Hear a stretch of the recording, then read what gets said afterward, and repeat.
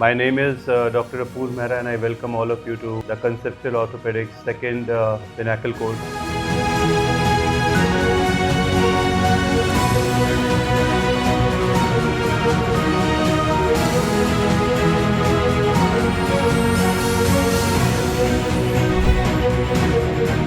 There are other courses in the country and across the world, but there has to be a course which Conceptual Orthopedic organizes, which allows every student to come and interact with the teacher and have a better hands-on experience.